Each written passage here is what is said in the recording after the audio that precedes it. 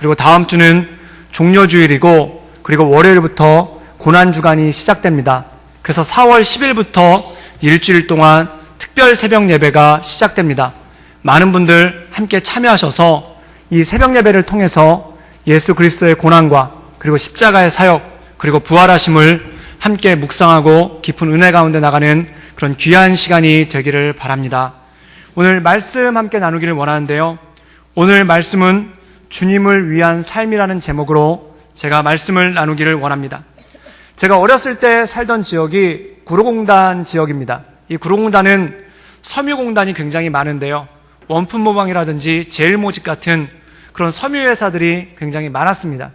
근데 공장에서 이 일을 다 처리를 하지 못하니까 가정에 있는 어머님들한테 이 하청을 줬는데 그것을 부업이라고 이야기를 합니다. 근데 저희 어머니도 생활비를 좀 보태시려고 그 부업을 하셨는데 제가 학교가 끝나고 집에 가보면은 산더미처럼 쌓여있는 그 옷들을 두고 이 쪽가위, 조그만 가위를 들고 그 실밥을 하나씩 잘라내는 그 어머니의 모습이 있었습니다. 그래서 얼마를 버세요? 라고 물어봤더니 옷 하나 그렇게 실밥을 다 잘라내면은 3원을 번다고 그러시는 거예요. 그래서 1000벌을 해봐야 3,000원밖에 벌지를 못합니다. 그래서 하루 종일 열심히 해봐야 3,000원, 그리고 제가 어머니를 도와드려서 하면은 한 5,000원 정도를 벌 수가 있는 거예요. 그래서 제가 학교가 끝나면은 하나는 공부는 안 하고 거기 중학교 때부터 저희 어머니와 같이 그 실밥을 자르는 일을 했었고요. 그리고 방학이 되면 하루 종일 아침부터 저녁까지 그 실밥을 자르는 일을 도와서 그 어머니와 함께 했었습니다. 그런데 이게 너무 단가가 낮은데 어느 날 굉장히 단가가 높은 일이 하나가 온 거예요. 그게 뭐냐면은 그 보석상자, 반지갑 같은데 안에 속지를 붙이는 일인데 명함만한 그 두꺼운 도화지에다가 그 실크천을 본드를 칠해서 바르는 겁니다. 근데 이건 단가가 얼마나 센지 하나에 30원이에요. 좀 일은 어려운데 하루 종일 열심히 하면은 10,000원에서 15,000원 정도를 벌 수가 있는 겁니다. 그래서 저와 저의 어머니가 그거를 열심히 했어요. 그래서 방학 때 열심히 하니까 둘이 한 50만 원 정도를 벌 수가 있겠더라고요. 그런데 한 달 정도 그 일을 하고 난 다음에 제가 여름 수련회를 가느라고 그 겨울 수련회를 가느라고 갔는데 그 일을 안 하니까 몸이 너무 아픈 거예요. 머리가 아프고 손마디가 쑤시고 그리고 기침이 나오고 가래가 나오는 겁니다. 그런데 그 겨울 수련회를 다녀와서 다시 그 일을 했더니 씻은 듯이 낫는 거예요. 그리고 일을 좀만 안 하면 다시 아프고 그 일을 하면 낫는 겁니다. 그래서 제가 어머니한테 어머니 저는 이 일이 체질인가 봐요. 그러면서 그 일을 했습니다. 그런데 나중에 몸이 더 안 좋아져가지고 알고 봤더니 병원에 가봤더니 본드 중독 초기 증상인 거예요. 그래서 어머니랑 저랑 그 일을 당장에 그만뒀습니다. 근데 그리고 다시 실밥을 잘랐죠. 그런데 저희 옆집 사시는 아주머니가 계신데 그분은 그게 몸에 얼마나 안 좋은지를 알면서 그 일을 계속 하고 계신 거예요. 기침을 하시면서도 그 일을 계속 하신 거예요. 그래서 제가 그분한테 이렇게 말씀드렸습니다. 몸에 안 좋으니까 하지 마세요 라고 말씀을 드렸더니 이거 아니면 우리가 어떻게 먹고 살겠니? 이렇게 말씀을 하시는 거예요. 그때 저희 아버지는 직장을 다니고 계셨기 때문에 저희는 그냥 생활비 버는 차원이었는데 이 가정에는 이 분이 하시는 게 생계였어요. 왜냐하면 남편 되신 분이 장애가 약간 있으셨고 그리고 어린 자녀가 셋이나 되는데 이분이 이 일을 하지 않으면은 도저히 생계가 유지가 안 되는 겁니다. 그러니까 이 본드 냄새를 맡아가면서 하루 종일 긴 시간을 그 일을 하고 계시면서 몸은 나날이 쇠약해지는 것이죠. 그래서 제가 그분한테 제발 그만하시라고 그랬더니 이거 아니면 먹고 살 수가 없다. 내 살을 깎아먹더라도 살아야 되지 않겠니? 라는 그런 말씀을 하셔서 참 마음이 아팠던 적이 있었습니다. 그리고 제가 대전에서 전도사로 사역을 할 때 저희 집사님 중에 한 분이 길거리에서 호떡 장사를 하셨는데 이분은 손가락에 류마티스 관절염이 있으세요. 그래서 이 호떡을 빚을 때마다 손가락에 엄청난 통증이 옵니다. 그런데 이분이 진통제를 먹어가면서 그 통증을 참아가면서 그 일을 하시는 거예요. 그래서 제가 신방을 가서 말씀드렸습니다. 건강에 좋지 않으니 이 일을 그만두실 수는 없겠습니까? 라고 했더니 그분이 이렇게 말씀하시는 거예요. 전도사님, 이 일을 그만두면 우리 가족이 먹고 살 수가 없습니다. 어떻게든 살아야죠. 제 뼈를 깎아서라도 살아야죠. 그리고 이나마 할 수 있는 일을 주셔서 하나님께 감사해요. 이렇게 말씀하시는 거예요. 그리고 저한테 먹으라고 호떡을 주시는데 차마 그 호떡을 먹지를 못하겠는 거예요. 우리 집사님 살을 깎아먹는 것 같아서 그거를 먹지를 못하고 그 앞에서 그냥 기도만 해드리고 왔던 적이 있었습니다. 사랑하는 여러분, 열심히 살면은 잘 살아야 되는데, 열심히 살면은 형편이 조금 나아져야 되는데, 열심히 살아도 형편이 나아지지 않고, 열심히 살아도 자기 살을 깎아먹는 것 같은 그런 고통 가운데 사는 분들이 참 많으십니다. 근데 그런 것을 볼 때 이분들이 이러한 삶으로 인해서 희망을 잃어버리면 어떡하나, 소망을 잃어버리면 어떡하나라는 그러한 걱정이 제 마음 가운데 올 때가 있습니다. 오늘 말씀 가운데 보면은 사도 바울이 우리에게 이렇게 권면하고 있습니다. 세월을 아끼라, 때가 악하니라 라고 말씀하고 있습니다. 악한 때는 언제일까요? 악한 시대는 언제일까요? 사람들이 죄를 짓고 범죄할 때도 있겠지만 사람들 삶 가운데 소망을 잃어버릴 때, 사람들 삶 가운데 희망이라는 것을 잃어버릴 때가 진짜 악한 때입니다. 악한 시대의 특징은 사람들로 하여금 소망을 잃어버리게 합니다. 이렇게 열심히 일하는데, 이렇게 처절하게 일하는데 삶이 갈수록 더 고통스러워진다면, 삶이 갈수록 더 힘들어진다면 누가 소망을 붙잡고 나갈 수 있겠습니까? 그래서 악한 시대의 특징은 사람들이 모두 소망을 잃어버린 것입니다. 그래서 왜 열심히 살아야 되는지, 왜 노력을 해야 되는지, 왜 최선을 다해야 되는지를 완전히 잃어버리게 되고 세월을 낭비하고 세월을 헛되게 보내게 되는 것이죠. 그래서 이 악한 때를 맞이하여서 사도 바울이 권면하는 것은 세월을 아끼라는 것입니다. 오늘 이 말씀을 우리가 함께 나누기를 원합니다. 에베소서 5장 15절에서 16절의 말씀을 읽겠습니다. 우리 다 같이 읽겠습니다. 능 너희가 어떻게 행할지를 자세히 주의하여 지혜 없는 자같이 하지 말고 오직 지혜 있는 자같이 하여 세월을 아끼라, 때가 악하니라. 오늘 말씀 가운데 보면은 이렇게 말씀하고 있습니다. 지혜 없는 자같이 하지 말고 지혜 있는 자같이 하여라고 말씀하고 있습니다.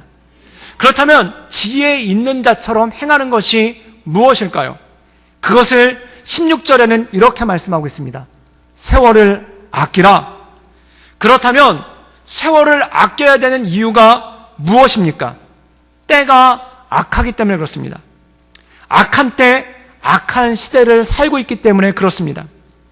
악한 시대의 특징은 무엇일까요? 사람을 무기력하게 만듭니다.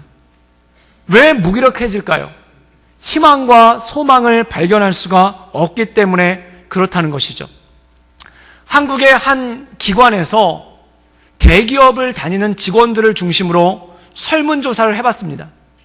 그 내용이 뭐였냐면은 노력하는 사람이 성공할 수 있겠는가라는 질문을 했어요.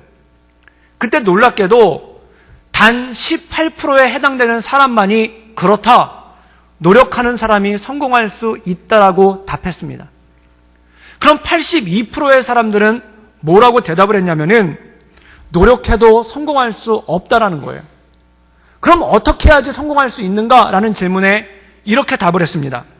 빽이 있어야 성공할 수 있다. 그리고 부모를 잘 만나야 성공할 수 있다. 그리고 집에 재산이 많아야 성공할 수 있다라는 그러한 말을 했다는 겁니다. 악한 시대의 특징이 뭘까요? 사람들 마음 가운데 확신이 사라지는 거예요. 열심히 하면, 최선을 다하면은 성공할 수 있다, 잘 살 수 있다라는 확신이 사라지는 거예요. 이런 확신이 사라지는 것이 젊은 세대들을 중심으로 이루어지고 있습니다. 많은 젊은이들이 방황하는 이유가 여기 있습니다. 과연 노력하면 성공할 수 있을까? 공부를 하면은 지금보다 나은 삶을 살 수가 있을까? 그리고 열심히 일하면은 인정받을 수 있을까? 잘 살 수 있을까? 이것에 다 의문을 제기한다는 거예요. 그래서 젊은이들이 이런 얘기들을 합니다. 젊어서 고생은 사서도 한다라는 말에 이렇게 토를 달아요. 젊어서 고생하면 골병 든다. 그리고 아프니까 청춘이다라는 말에 이렇게 얘기를 해요. 아프면 환자다. 그리고 티클 모아 태산이다라는 이 말에 이렇게 얘기를 합니다. 티클은 모아봐도 티클이다. 얼마나 이 안에 회의가 가득 찬 거예요. 그래서 어떤 사람들은 이렇게 얘기합니다. 노력해서 성공할 수 없는데 왜 노력을 해야 되냐고. 그리고 공부를 해서 내 삶이 좋아질 거라는 보장도 없는데 왜 공부해야 되냐고. 그리고 열심히 일해도 내 형편이 나아지리라는 보장이 없는데 왜 열심히 일해야 되냐고 라고 얘기합니다. 그러니까 사람들이 무기력에 빠지는 거예요. 열심히 일해야 될 것에 대해서, 공부해야 될 것에 대해서, 노력해야 될 것에 대해서 힘을 잃어버리게 되는 거예요. 그럼 어떻게 되는가? 세월을 낭비하게 됩니다. 악한 세대의 특징은 젊은이들로 하여금, 그리고 사람들로 하여금 세월을 낭비하고 세월을 헛되게 쓰게끔 하고 만다는 것이죠. 그렇다면 이 악한 세대 가운데 우리가 세월을 낭비하지 않도록 붙잡아 주시는 하나님의 말씀은 무엇입니까? 우리 17절과 18절의 말씀을 읽겠습니다. 우리 다 같이 읽겠습니다. 그러므로 어리석은 자가 되지 말고 오직 주의 뜻이 무엇인가 이해하라. 술 취하지 말라. 이는 방탕한 것이니 오직 성령으로 충만함을 받으라. 17절 말씀에 보면 이렇게 말씀합니다. 어리석은 자가 되지 말라는 거예요. 어리석은 자가 누굽니까? 이 악한 세대에, 세월을 낭비하는 세대에, 세월을 헛되게 보내는 세대에 휩쓸리지 말라는 겁니다. 그럼 그것에 휩쓸리지 않기 위해서 어떻게 해야 되는가? 술 취하지 말라는 거예요. 왜 그럴까요? 이것은 방탕이기 때문에 그렇습니다.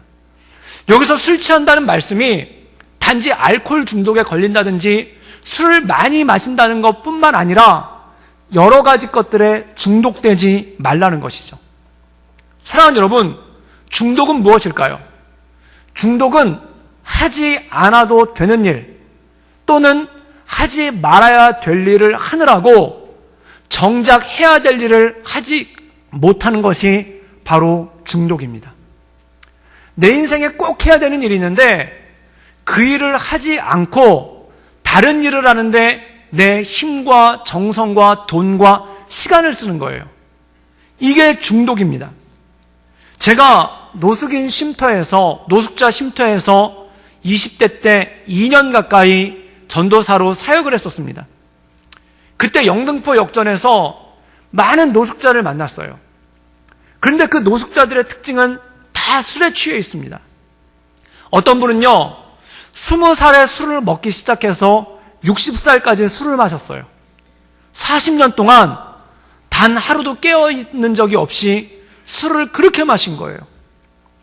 왜 술을 이렇게 마십니까? 라고 물어봤더니 이렇게 얘기하는 겁니다. 할 일이 없어서요. 뭘 해야 될지 몰라서요. 술이 좋아서 마시는 게 아니라 뭘 해야 될지 몰라서 마시는 거예요. 뭘 하면 되는지를 몰라서 마시는 거예요. 특히 20대, 30대 젊은 노숙자들이 있어요. 그들도 술만 마십니다. 그리고 늘 술에 취해 있어요. 그들한테 물어봤습니다. 왜 일을 하지 않습니까? 왜 건강한데, 팔다리가 멀쩡한데 왜 일하지 않습니까? 라고 물어보면 이렇게 얘기해요. 뭘 해야 될지를 모르겠습니다. 뭘 해야 될지를 모르니까 술만 마시고 있는 거예요. 사랑하는 여러분, 왜 사람이 술에 취하는가? 뭘 해야 될지 몰라서 그렇습니다. 왜 중독에 빠지는가? 뭘 해야 될지 몰라서 중독에 빠진다는 거예요. 처음에는 술이 좋아서 마신 줄 알았는데 나중에 알고 보니까 뭘 해야 될지 몰라서 술을 마시는 거예요. 게임 중독에 빠진 청소년들도 그렇습니다. 게임이 재밌어서 하는 게 아니에요. 뭘 해야 될지 모르니까 게임으로 시간을 낭비하는 겁니다. 드라마도 그렇습니다. 하루에 가끔씩 드라마를 보는 거는 참 좋은 일이죠. 그런데 어떤 분들은 하루 종일 드라마만 보시는 분들이 있어요. 밤새도록 드라마만 보시는 분들이 있어요. 처음에는 드라마가 재밌어서 보는 줄 알아요. 그런데 나중에 알고 보면요, 뭘 해야 될지 몰라서 드라마를 보면서 시간을 때우는 거예요. 시간을 낭비한다는 겁니다. 많은 여성분들이 모여서 대화를 나누십니다. 대화는 참 좋은 겁니다. 서로 정보를 공유하고 소통하고 그리고 서로의 마음을 알 수 있기 때문에 좋은 겁니다. 그런데 지나친 대화가 있어요. 도를 넘는 대화가 있어요. 이걸 뭐라고 하냐면 전문 용어로 수다라고 얘기합니다. 왜 이렇게 수다에 열중을 하시는가? 처음에는 이야기하는 게 재밌어서 이야기하는 줄 알아요. 그런데 나중에 가만 보면요, 할 일이 없어서 뭘 해야 될지 몰라서 이 수다에 열중하게 되시는 거예요. 제가 깜짝 놀랐습니다. 어떤 분들 대화를 하시는데 전화로요 3시간을 통화해요. 그리고 전화를 끊으면서 뭐라고 말씀하시냐면 자세한 얘기는 나중에 만나서 하재요. 그리고 만났어요. 그리고 3시간, 4시간 커피숍에서 이야기를 하시면서 헤어지면서 중요한 얘기는 나중에 전화로 하재요. 뭐가 자세한 얘기고 뭐가 중요한 얘기인지 모르겠습니다. 그런데요, 이 대화는 참 좋은 것인데 어떨 때는 할 일이 없어서 뭘 해야 될지 몰라서 그냥 대화로 이 수다라는 것으로 시간을 낭비해버리고 시간을 허비해버릴 때가 있다는 것이죠. 그런데 성경은 우리에게 이렇게 말씀하고 있습니다. 성령의 충만을 입으라. 술 취하지 말라. 뭘 해야 될지 헤매지 말라. 뭘 해야 될지 몰라서 뭔가에 중독되지 말아라. 술 취하지 말라. 이는 방탕한 것이다. 오직 성령의 충만을 입으라는 것입니다. 성령의 충만은 무엇일까요? 우리를 향하신 하나님의 뜻이 무엇인지를 아는 것입니다. 아까 말씀드린 대로 저는 26살 때부터 28살 때까지 노숙인 쉼터에서 사역을 했습니다. 영등포 역전에 있는 쉼터예요. 지금은 많이 철거됐지만 그 당시에 영등포 역전 뒷길에 가면은 200세대 정도의 쪽방촌이라는 게 있었습니다. 쉽게 말해서 판잣집이에요. 굉장히 오래된 판잣집이에요. 그 집안에 들어가면은 한 평 정도의 방에 4식구가 살아요. 그리고 집에 화장실이 없어요. 마을 중간에 구청에서 지어준 공공화장실이 있어요. 거기가 꽉 차 있으니까 사람들이 길거리에서 용변을 봐서 길거리에서 냄새가 나요. 그리고 집에 하수도가 없어요. 그러니까 그 음식물 찌꺼기를 길거리에다 버려가지고 여름이 되면 뭔가 썩는 냄새, 악취가 진동을 합니다. 그리고 집도 오래돼서 다 낡았고 곰팡이가 슬었고 일제시대 때부터 있었던 마을이라고 그래요. 그리고 집들이 부분적으로 무너져 있기도 하고 다 목조로 된 판잣집이니까 불이 나기도 해서 곳곳에 탄내가 나기도 해요. 거기 사람들이 살고 있는 거예요. 그리고 그 옆에 제가 사역하던 쉼터가 있었습니다. 그건 역시 판잣집을 매체 개조를 해서 만든 거예요. 거기가 한 100평 정도 되는데 거기 노숙인들이 150명 정도가 모여서 공동생활을 해요. 거기서 잠을 자고 먹고 예배드리고 그리고 쉬기도 합니다. 그런데 제가 그때 주일학교 아이들에 대한 마음이 있어서 그 마을을 돌아다니면서 아이들을 전도를 한 거예요. 그래서 한 20명에서 30명가량을 전도를 해가지고 그 쉼터의 한 귀퉁이에 와가지고 주일학교 예배를 드렸어요. 그런데 거기가 예배가 드리기가 참 안 좋은 장소가 구별된 장소가 아니에요. 그래서 병풍을 하나 사다가 병풍을 뒤에다 치고 한 귀퉁이에서 예배를 드리고 있으면은 거기서 머무시는 분들이 예배가 끝나고 잠을 자기도 하고 윷놀이를 하기도 하고 텔레비전을 보기도 하고 그리고 때로 싸우기도 하세요. 거기서 병풍을 쳐놓고 예배를 드리는 거예요. 근데 거기 애들이 굉장히 와일드해요. 가만히 앉아있지는 못해요. 그래서 제가 지금도 눈 뜨고 기도하는 버릇이 생겼는데 그 이유가 뭐냐면 눈을 감고 기도하면 애들이 다 없어져요. 그래서 눈을 뜨고 애들을 이렇게 뚫어져라 쳐다보면서 기도를 해야 애들이 자리에 앉아 있어요. 그리고 예배를 시작했는데 끝내지를 못해요. 애들이 난리를 치고 떠들고 도망가고 그래가지고 이 애들을 간신히 모아가지고 예배를 드리고 있는데 몇 달이 지난 다음에 예배를 간신히 한번 끝낼 수가 있었습니다. 그런데 문제는 뭐냐면은 뒤에 병풍을 쳐놨잖아요. 근데 술 먹은 아저씨들이 그 교회에 들어와가지고 난동을 부리는데 그 병풍을 보면은 발로 차고 싶대요. 그래가지고 지나가다 그걸 발로 펑 차고 가버리는 거예요. 그럼 그게 쓰러지면은 애들이 와 하고 또 다 도망을 가요. 그래서 제가 견디다 못해가지고 저희 선생님 하나한테 야구방망이를 사주면서 거기를 지키고 있으라고. 그랬더니 발로 안 차는 거예요. 그런데 어느 날 이 선생님이 아파갔는지 교회를 못 나왔어요. 그런데 제가 그래서 불길했죠. 그래서 예배를 드리고 있는데 어떤 술에 잔뜩 취한 아저씨가 교회에 들어오더니 병풍을 향해서 돌진하는 거예요. 저는 병풍 뒤에 있어서 안 보였는데 그 아저씨 와 하고 뛰어오는 소리가 들려요. 아, 불길하다 이렇게 생각을 하는데 이 아저씨가 몸을 날려서 얼마나 세게 찼는지 그 병풍을 2단 옆차기를 했는데 병풍이 쓰러졌을 뿐만 아니라 이 아저씨까지 굴러서 제 앞으로 들어온 거예요. 난리가 났죠. 근데 이 아저씨가 거기서 끝냈으면 괜찮은데 갑자기 막 토하는 거예요. 뭘 먹었는지 제 앞에다 대고 엄청나게 토하고 그리고 도망을 가버렸어요. 그때 애들이 와 더럽다 그러고 다 도망갔어요. 모든 상황이 정리되고 나니까 쓰러진 병풍과 도망간 아이들과 그리고 한가득 토해놓은 그 토물만 남아있는 겁니다. 그때 마음이 이런 생각이 들었어요. 내가 여기 계속 와야 되나?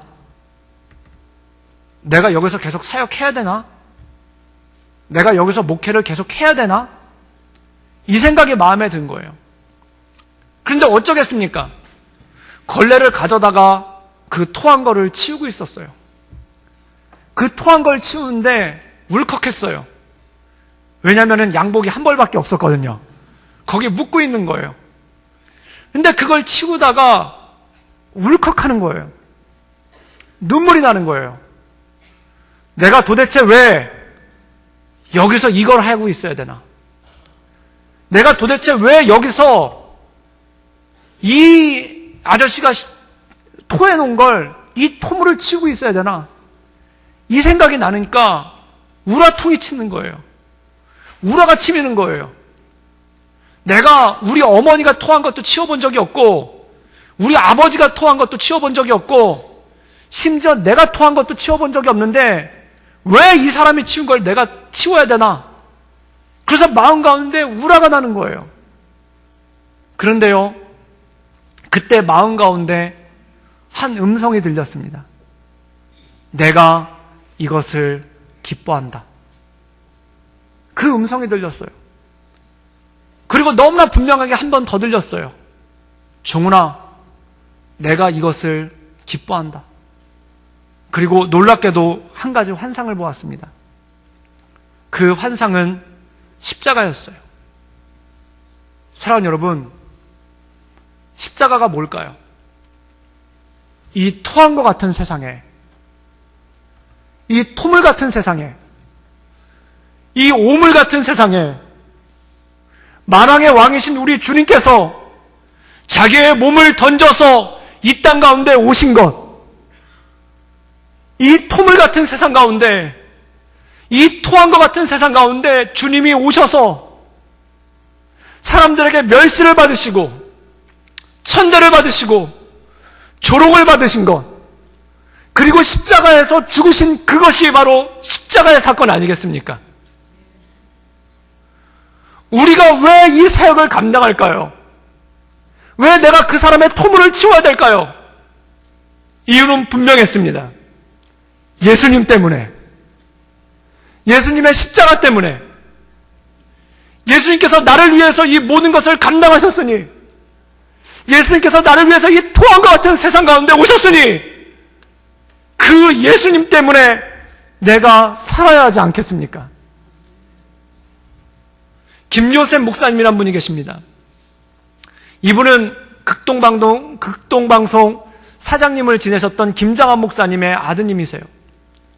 김장한 목사님은 그 17살 때 미군 부대에서 구두 닦기 소년으로 계시다가 한 미군의 호위로 미국에 건너가서 신학 공부를 하게 되셨습니다.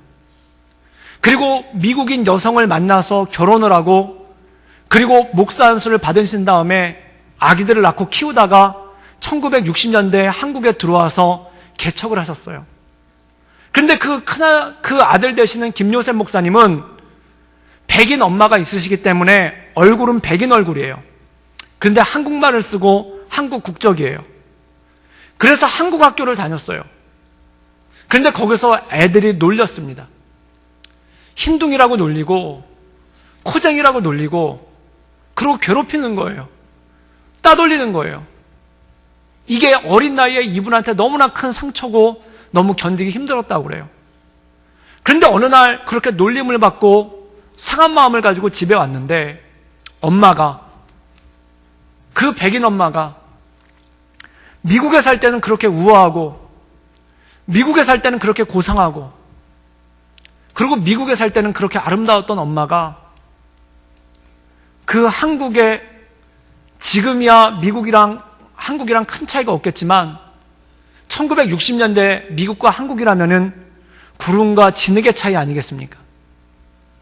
그 엄마가 이 작은 집에서 허름한 옷을 입고 다 늘어진 스웨터를 입고 연탄불을 갈고 그리고 뜨거운 물이 나오지 않아서 그 찬물에 손이 꽁꽁 얼어가지고 걸레를 빨아서 마루를 닦고 교회를 청소하고 있는 모습을 발견한 거예요.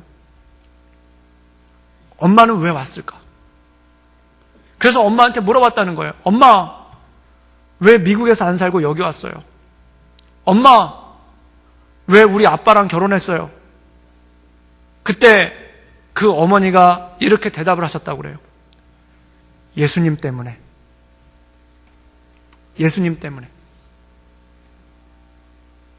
그리고 이 김요셉 목사님이 원천 초등학교라는 초등학교를 세우셨는데 나중에 이 학부모들이 와가지고 물어봤다고 그래요. 이 초등학교는 돈이 많은가 봅니다. 왜요? 그랬더니 백인 할머니를 청소부로 고용하셨어요? 그러더래요. 그래서 나중에 가서 봤더니 자기 어머니가 동일하게 걸레를 들고 학교를 치우고 있더라는 거예요. 왜 어머니는 그랬을까요? 예수님 때문에. 그 어린 시절에 예수님 때문에 그 어머니의 음성을 듣고 그날 밤 이 김요셉 목사님은 그 어린 시절 예수님을 깊이 묵상하다 예수님을 인격적으로 만났다고 합니다. 사랑하는 여러분, 우리가 이 세상을 살아가는 능력은 무엇입니까? 예수님 때문입니다. 사람들이 묻습니다. 노력하면 잘 살 수 있습니까?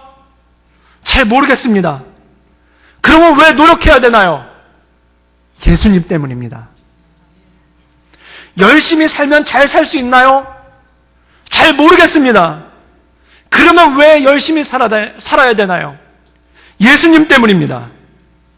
사랑하면서 살면 손해보지 않을까요? 잘 모르겠습니다.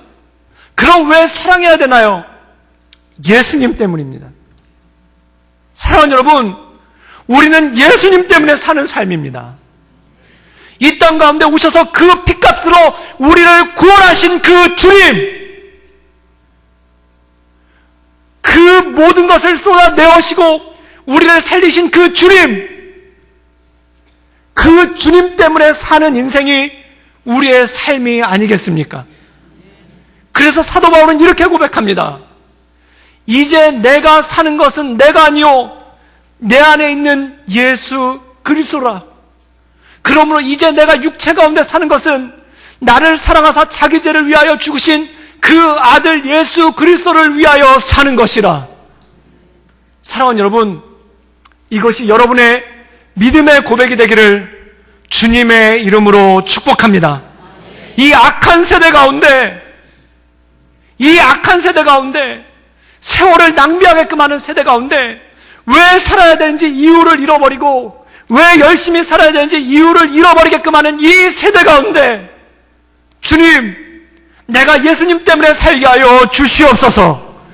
주님 주신 인생이 오니, 주님 주신 삶이 오니, 주님 주신 내 모든 것이 오니 이것을 오직 주님만을 위해서, 우리 예수님만을 위해서 살아갈 수 있도록 주님 나를 붙잡아 주시옵소서. 우리의 삶은 무엇인가? 바로 주님을 위한 삶입니다. 이 예수님을 위한 삶으로 날마다 승리하며 주님을 기쁘시게 해드리는 우리 구덕교회 모든 성도님들 되기를 주님의 이름으로 축복합니다. 기도하시겠습니다. 하나님 감사합니다. 이 토한과 같은 세상에, 이 오물 같은 세상에 하늘의 보좌를 버리시고 온몸을 던져 이 땅에 내려오시고 멸시받으시고 천대받으시고 조롱받으시고 그리고 십자가에서 죽기까지 순종하신 주님, 그 주님으로 인하여 내가 새 생명을 얻었으니, 그 주님으로 인하여 내가 구원받았으니, 그 주님 때문에 주님을 위하여 열심히 살게 하여 주시옵소서. 최선을 다하여 살게 하여 주시옵소서. 사랑하며 살게 하여 주시옵소서. 예수님의 이름으로 감사하며 기도를 쌓옵나이다. 아멘.